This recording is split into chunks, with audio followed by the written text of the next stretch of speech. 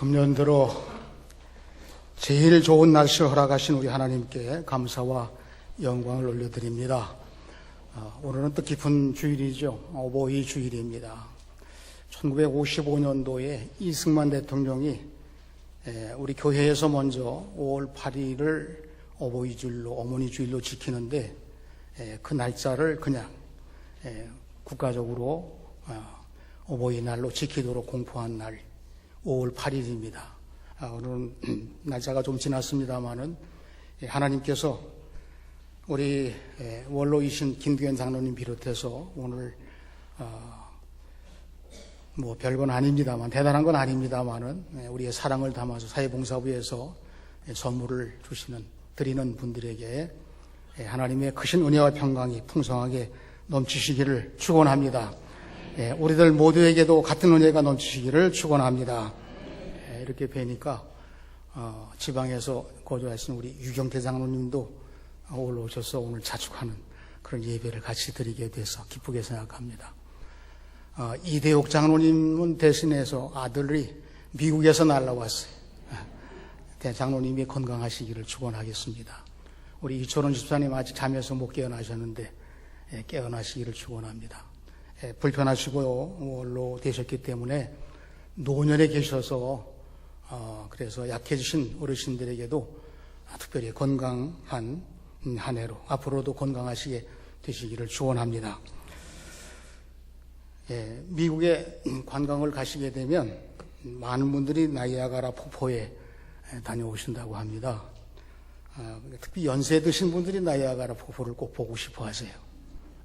그래서 갔다 오신 분들은 아마 가서 소리를 지르고 오셨다고 생각이 되는데, 이 나이아가라 폭포 앞에 가서 나이야 가라 이렇게 외치면 10년이 젊어진다고 합니다.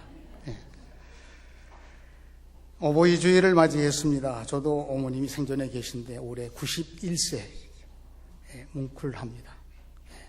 대단하신 어머님. 내가 초등학교 다닐 때는 너무 몸이 약하셔가지고 매일 그냥 누워 계신 거예요. 그러니까 학교 갈 때 챙겨주시지도 않고 용돈도 자주 안 주시고. 그래서 그때 제가 속으로 생각하기를 나는 이 다음에 장가 안 들겠다고. 무슨 뜻인지 모르시죠? 어머니도 불편하신데 또 아내도 불편하면 그렇게 생각을 해서 철없던 그런 시대도 있었습니다. 우리 이 어버이 주를 맞이하게 되면 생각나는 노래가 있죠. 요즘 잘 안 부르더라고요. 어머님 마음, 양주동 작사, 이홍렬 작곡. 나실 때 괴로움 다 잊으시고 기르실 때 밤낮으로 애쓰는 마음. 어머니의 희생은 가히 없어라. 요즘에 아이들에게 질문을 해요. 지금 이제 말을 겨우 배우는 아이들에게 엄마가 좋으냐, 아빠가 좋으냐. 그러면 난감하죠. 다 좋다고 노래도 그렇고.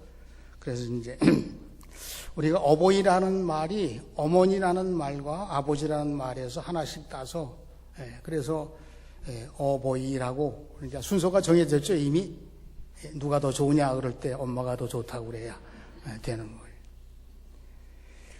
이 동물을 연구하는 사람이 원숭이 가족을 실험을 했어요. 원숭이 엄마 아빠와 원숭이 얘들을 이렇게 울타리 안에 넣어서 그 바닥은 철판으로 했어요. 그래서 몰래 밑에다가 이제 불을 떼는 거예요. 그럼 이 바닥이 따뜻해지다가 나중에 뜨거워지잖아요. 그러면 이 동물의 세계니까 뭐 우리가 흉볼 필요도 없습니다.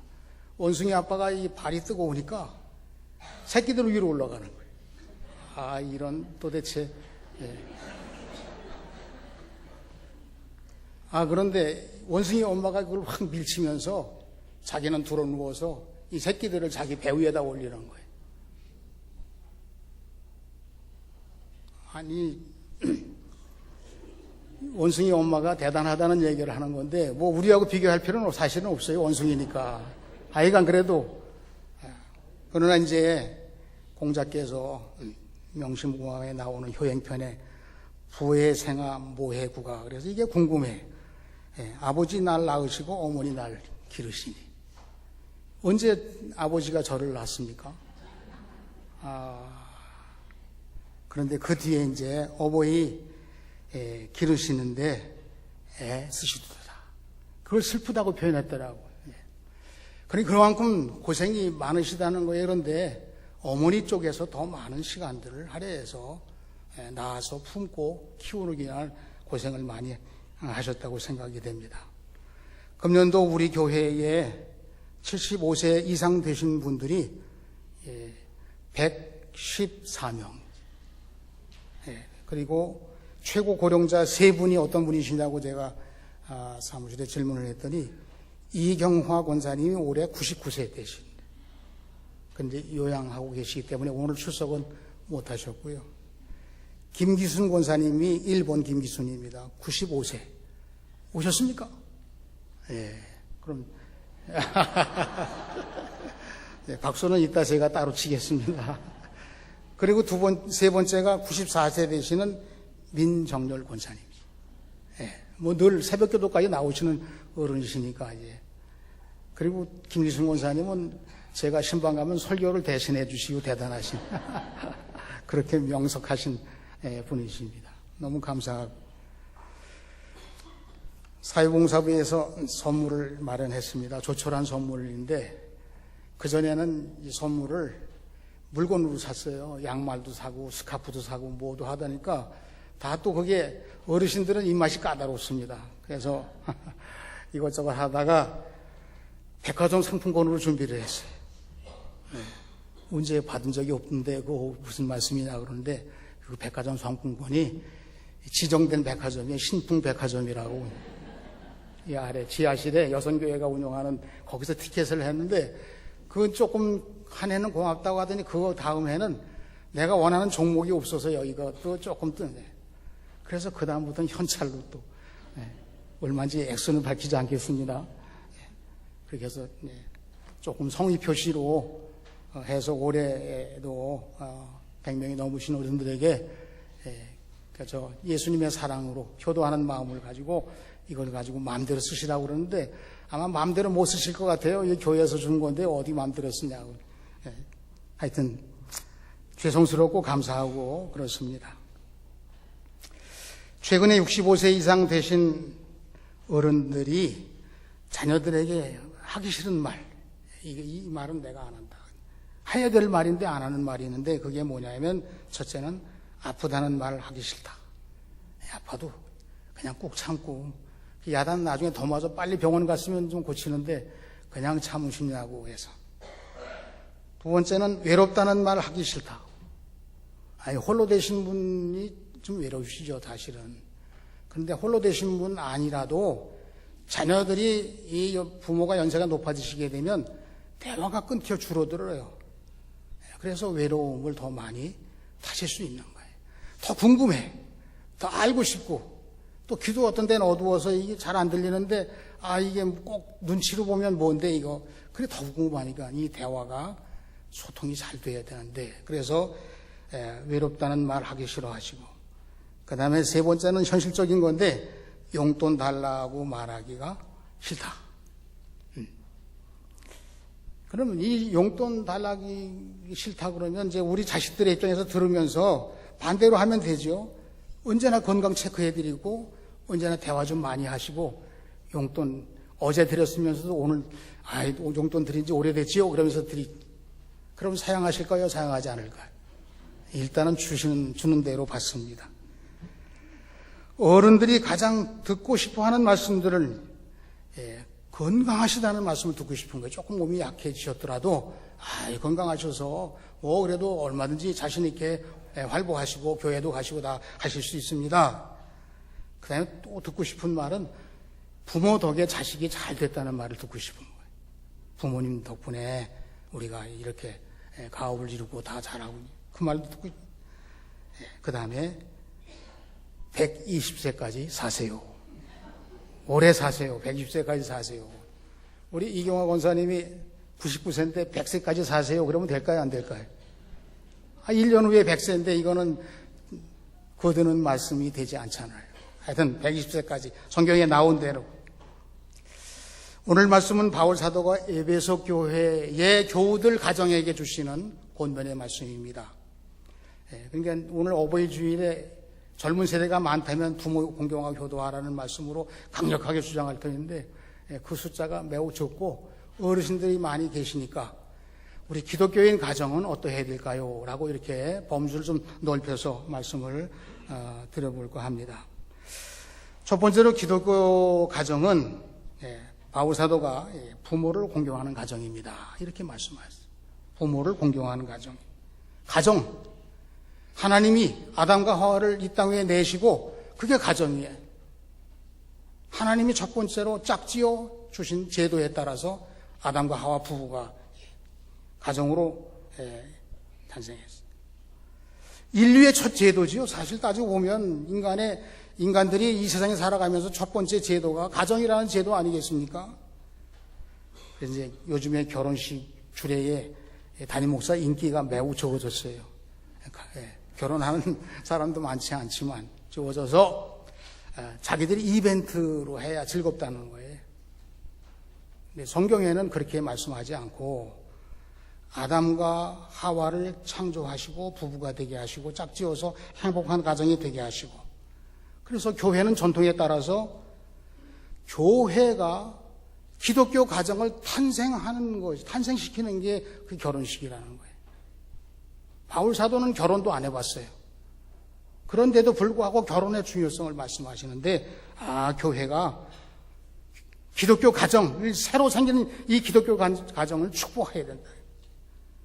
장례식은 또 뭔가 교회가 천국으로 환송해드리는 예식이에요.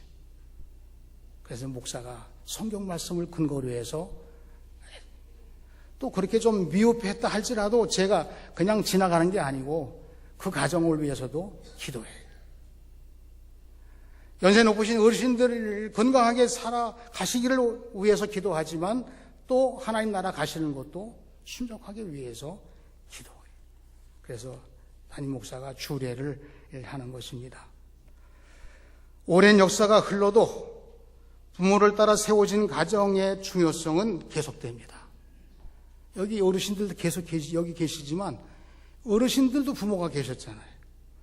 그래 지금도 생각하면 마음이 그 효도 제대로 못하고 불편했을 때 조금 이렇게 좀 거역하고 그랬던 게 마음에 후회가 돼요.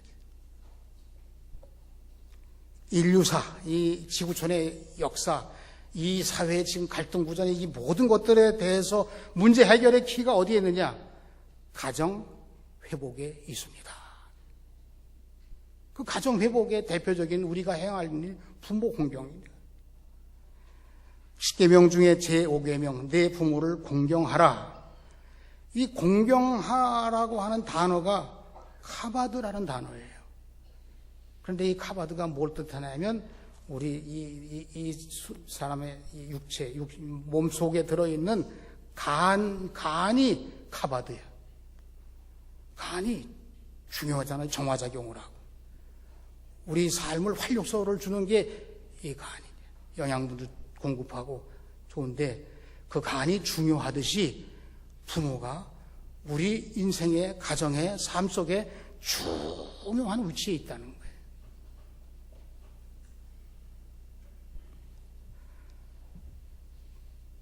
이 간을 소중히 여기듯이 어른들을 소중히 여기라고 하는 말씀입니다. 그래서 부모를 공경하면 이는 내가 잘되고 땅에서 장수하리라.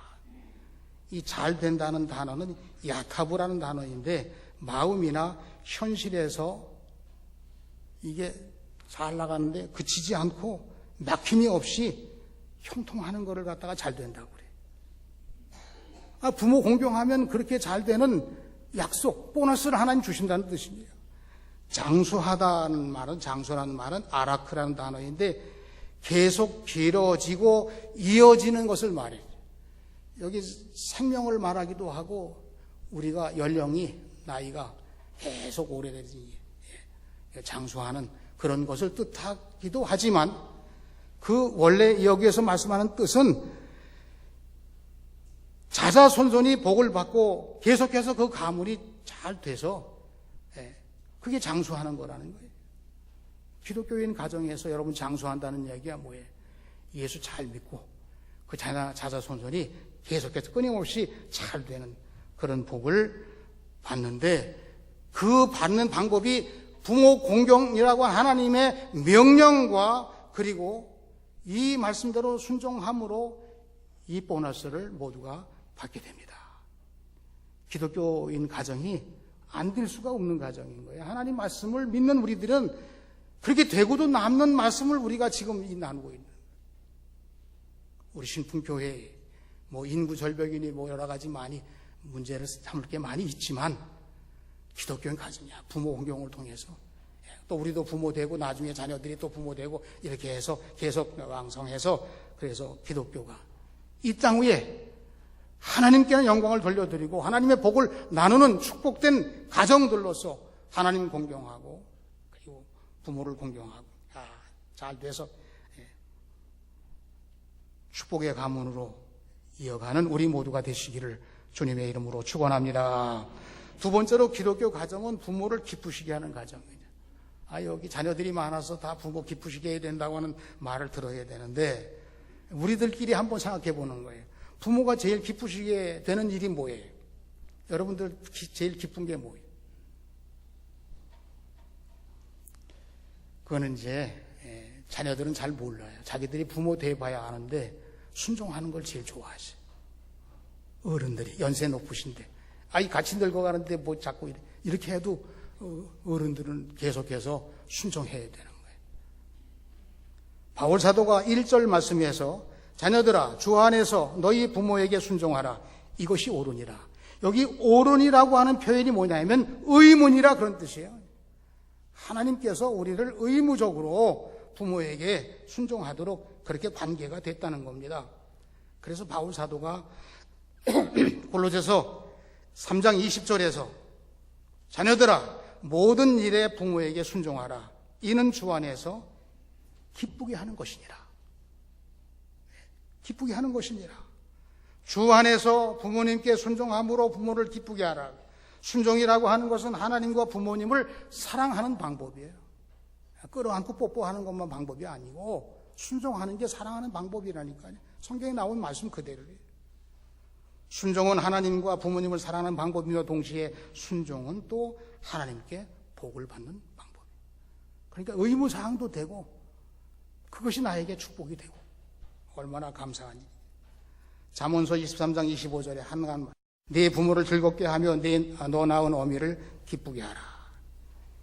어버이 주일을 맞이해서 부모님들과 또 부모님들 세대의 어르신들을 기쁘시게 해드리는 우리 모두가 되시기를 축원합니다. 아멘이실 분 숫자가 너무 적으니까 소리가 안 나. 여기 그 자료에 나왔는데요. 탈무드에 나오는 이야기, 여러분 그 주보 자료에 나와 있습니다. 이 탈무드에 나왔던 이야기는 교육용이라는 거예요. 이게 성경에 나온 이야기는 아니나 하나님 말씀을 따라 살아가는 우리들에게 훈수를 두는 용이다. 칭찬을 많이 듣는 랍비 요시아라는 사람이 있었어요. 이 랍비 요시아가 어느 날 꿈에 하나님을 뵀어요. 깜짝 놀랐는데 그 하나님이 이렇게 말씀하십니다. 너는 참으로 복을 받은 자로다. 이제 백정 네네스 옆이 내 자리다. 백정의 이름이 네네스. 백정 아시죠? 소나 양이나 짐승을 잡는 천한 직업을 가졌던 그 시대의 백정이라는 게. 깼어요. 그러면서 마음에 걸려. 나 같은 모범 랍비, 칭찬 듣고 존경받는 내 자리가 백정 옆에 자리라니, 도대체 무슨 얘기냐. 그래서 점점 자기도 모르는 사이에 율법 공부도 등한시되고 기도도 게을리 돼가지고 나태해지는 거예요. 내가 랍비인가?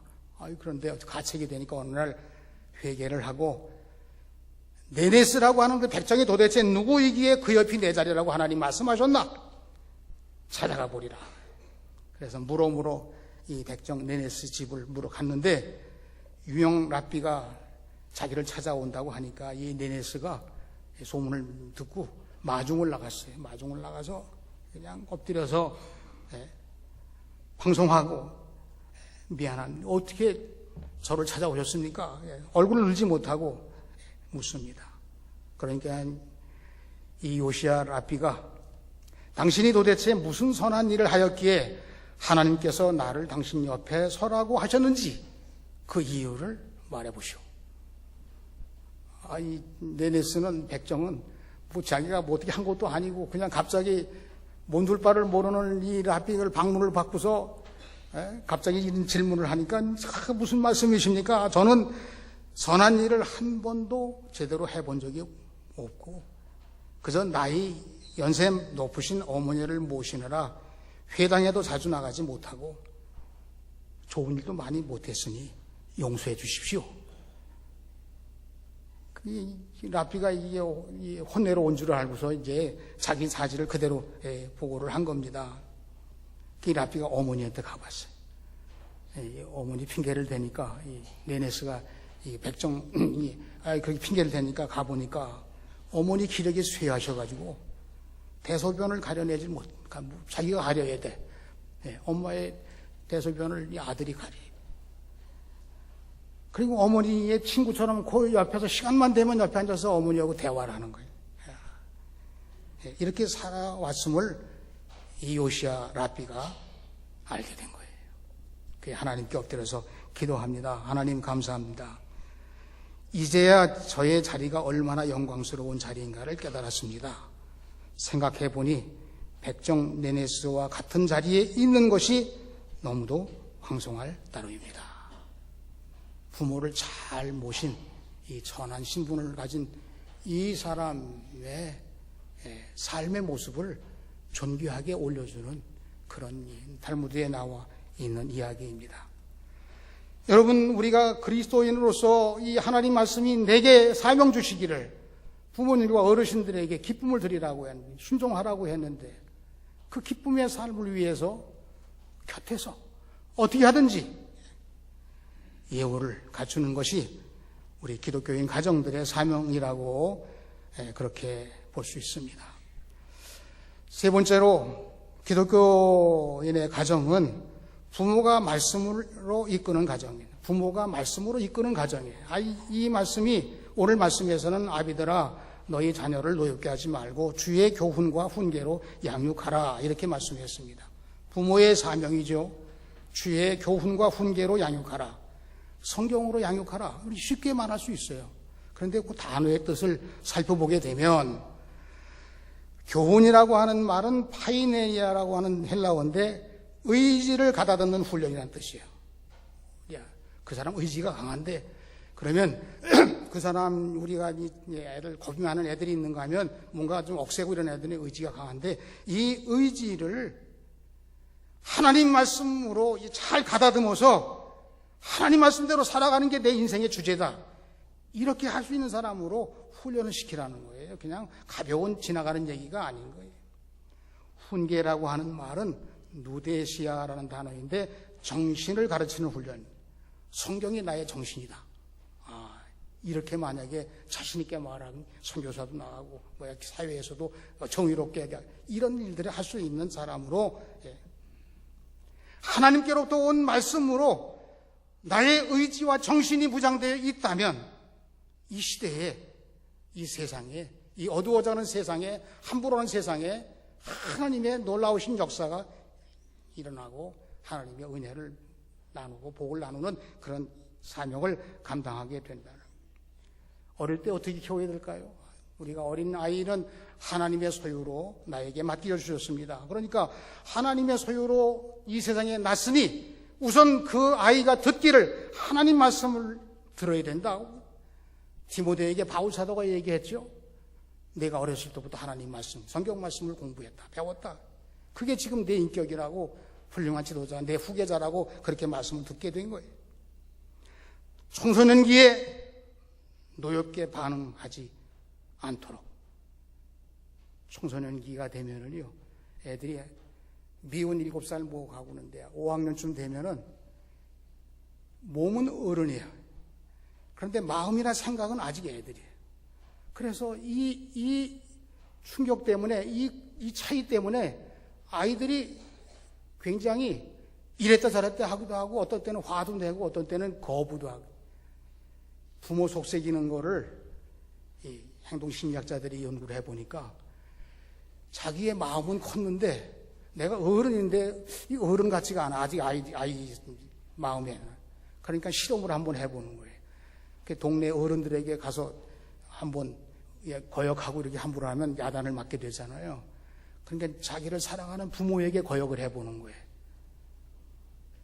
이 어제까지만 해도 말 잘 듣고 칭찬 많이 되던 아이가 오늘 아침에 갑자기 이상하게 나쁜 아이가 됐어요. 그러니까 부모가 깜짝 놀라는 거예요. 이야, 이 아이가 어떻게 된 거냐 도대체. 근데 그게 나빠진 게 아니야. 아직은 잘 품어주고 잘 인정해주고 의견을 잘 받아주면서도 부모의 좋은 모습을 끊임없이 보여줘야 돼. 애가 노여움을 타게 되면 거친 성격이 돼가지고 어른이 돼서는 함부로 하는 사람이 되기가 쉽다는 거예요. 성격이 완성되는데 매우 중요한 때에 노엽게 하지 말아라.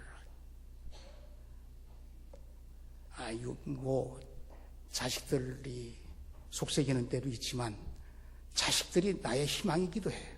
그러니까 내가 게으르게 되면 야, 네 맘대로 해라 그러고 돈 줘서 보내서 자기 맘대로 하기.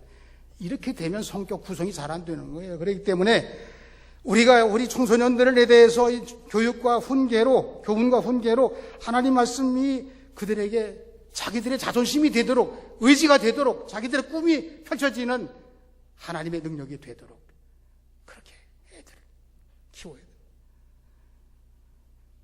그 다음에 또 하나 있는데요. 우리가 연세에 높아지신 어르신들에게 이게 해당되는 것기도 해요. 저도 느끼는데 노년에 자식과 서운한 관계를 갖지 말고 신앙의 유산을 넘겨줘라. 우리가 형편이 돼서 잘해주는 가정도 있고 형편이 안 돼서 어려운 가정도 있지만 그런데 그걸 넘겨주는 게 아니에요. 신앙의 유산을 넘겨줘야 돼. 좀 불편해요.